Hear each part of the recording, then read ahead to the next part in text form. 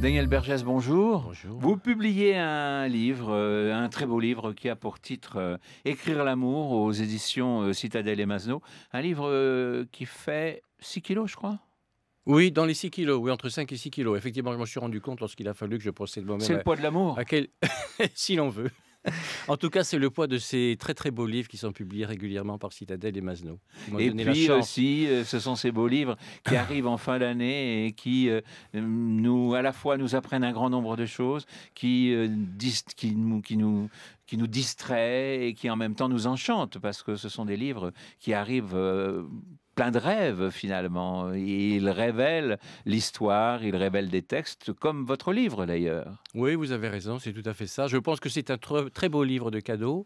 En même temps, et en plus de tout ce que vous venez de dire, je pense que c'est un livre qui peut apprendre beaucoup de choses sur les différentes modalités de la passion, du sentiment amoureux. Je me suis rendu compte moi-même en le faisant que autant la notion d'amour est unique, finalement c'est le seul terme dont nous disposions dans la langue française, avec son presque synonyme qui est passion, mais qui est plus large, autant les modalités de l'amour, telles qu'elles sont développées et traitées dans les textes littéraires, sont infinies et incluent toutes les possibilités, toutes les situations et pratiquement tous les sentiments. Bah, c'est-à-dire que l'amour, j'ai l'impression que c'est plus doux quand même que la passion. La passion, c'est très violent. Ah non, il faudrait dire, c'est presque l'inverse, il faudrait dire que la Ah, passion, si vous voulez, la passion est une des modalités du sentiment amoureux. Mais dans l'amour, vous avez, alors si on en reste simplement au texte littéraire, et même à leur transposition picturale, vous avez la tendresse, vous avez l'attente, vous avez le désir, vous avez la déception, vous avez, ce qui est tout à fait remarquable et qu'on oublie toujours, le désir de vengeance. Il y a des textes de vengeance amoureuse tout à fait extraordinaires, par exemple. Et puis vous avez la passion, c'est-à-dire généralement sur le plan de la thématique amoureuse, elle se traduit par un désir fusionnel, mais qui ne dure pas très longtemps, qui est c'est bien ce que je voulais très dire. rapidement en C'est but. bien ce que je voulais dire. Je peux éprouver de l'amour pendant 50 ans et de la passion pas pendant 50 ans. Voilà, je pense que vous avez raison. Du moins, si on s'en tient, je ne suis pas psychanalyste, mais si on s'en tient au texte, à la vulgate formée par ces textes littéraires, je pense que vous avez raison. Alors dans votre livre, vous avez montré depuis Homère, c'est-à-dire il y a disons 2500 ans à peu Voilà. près, hein, jusqu'à aujourd'hui, que l'amour était toujours présent et vous nous donnez donc à lire un certain nombre de textes importants écrits par de très grands écrivains, y compris donc des écrivains contemporains, des écrivains d'aujourd'hui. Et puis parallèlement à ça, votre livre est donc illustré d'un très beau nombre, d'un très grand nombre d'illustrations, de reproductions de tableaux, d'images qui effectivement viennent comme comment en écho, comme ou pour appuyer ce que vous êtes, ce que vous voulez Oui, c'est montrer. un écho. Tous les cas de figure sont possibles. C'est un écho, un contrepoint, parfois une illustration. Par exemple, l'Lysistrata d'Aristophane a été illustré par des eaux-fortes créées spécialement pour cela, pas pour le livre bien sûr, par Picasso. Ce sont des œuvres magnifiques. Il y a quelques gravures, quelques dessins, mais la priorité a été donnée quand même au tableau, parce que c'est le principe de cette collection très belle qui appelle le chromatisme, c'est-à-dire le jeu de la couleur.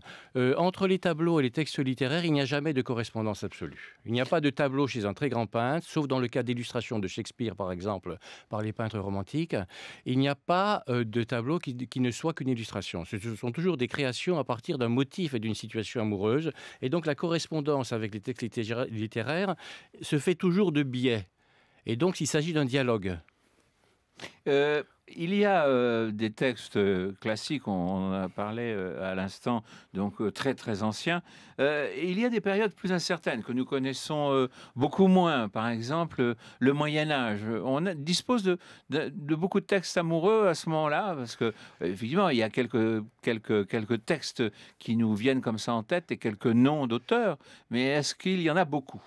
Au Moyen Vous Âge, avez du mal à en trouver?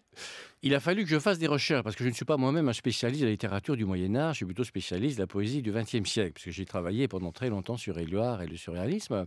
Mais au Moyen-Âge, il y a énormément de textes qui traitent la situation amoureuse. Alors, soit dans le cadre de fabliaux, qui sont des petits récits un peu graveleux, si vous voulez, où s'est construite la mythologie populaire de l'amour, reprise par La Fontaine, par exemple. Et puis, vous avez quand même au Moyen-Âge le grand mythe amoureux, qui est l'un des grands mythes fondateurs de l'amour en Occident, comme le disait le philosophe Denis de Rougemont, c'était le titre d'un de ses ouvrages, c'est le mythe de Tristan et Iseult.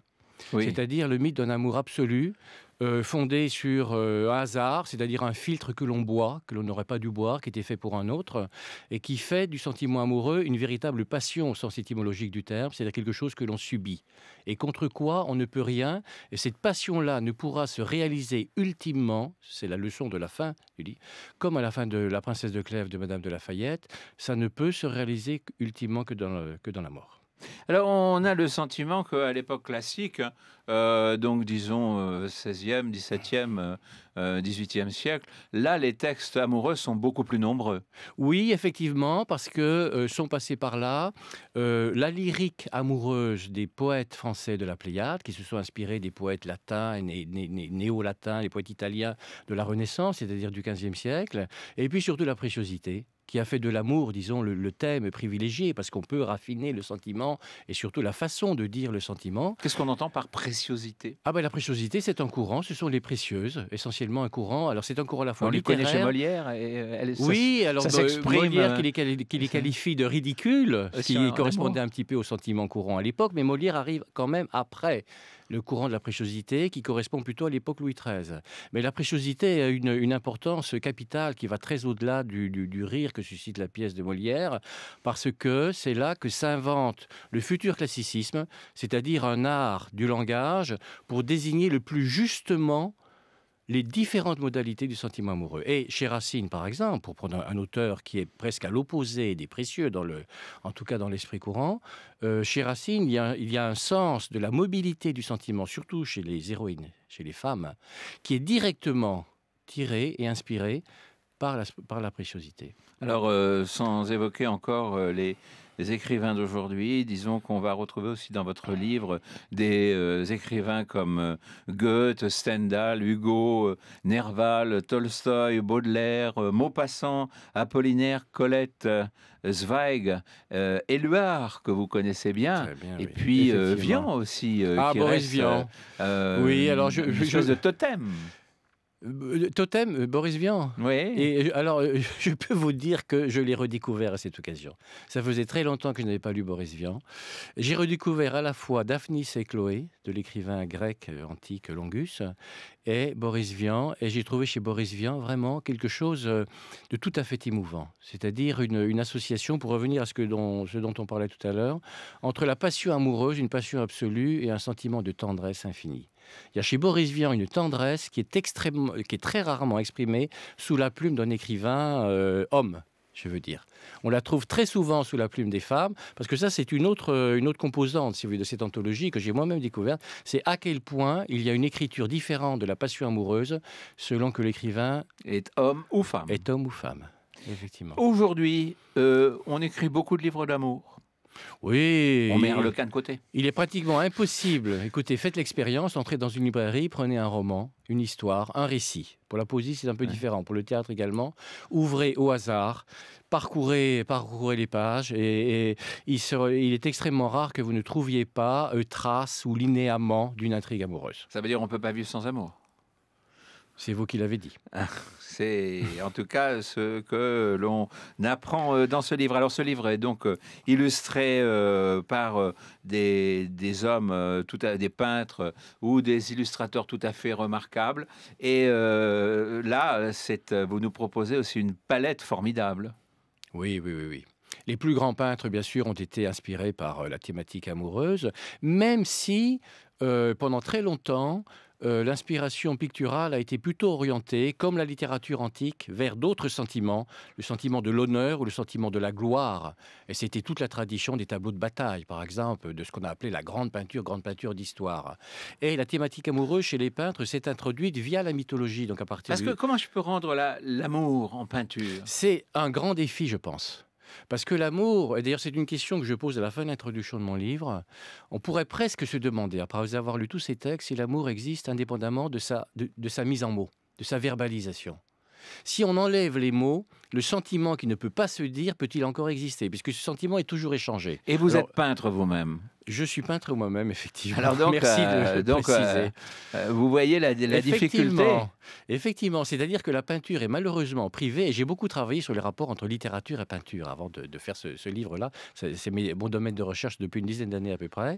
La peinture est privée de toutes les modalités, si vous voulez, de l'ironie, du sous-entendu, du presque dit, mais pas entièrement formulé. C'est très difficile à rendre en peinture. C'est ce qui fait que la peinture a une sorte de massivité qui s'impose au regard du spectateur, mais elle n'a pas la finesse, et en particulier pour les scènes amoureuses, toute l'ambiguïté que l'on trouve par exemple chez les grandes scènes amoureuses de Stendhal, comme dans La Chartreuse de Parme, ou dans Le Rouge et le Noir, par exemple, Oui, la scène bien de sûr. séduction de Julien par Julien qui prend la main de sa bien-aimée, et si on lit bien le texte, on s'aperçoit qu'il ne lui reste que cette main.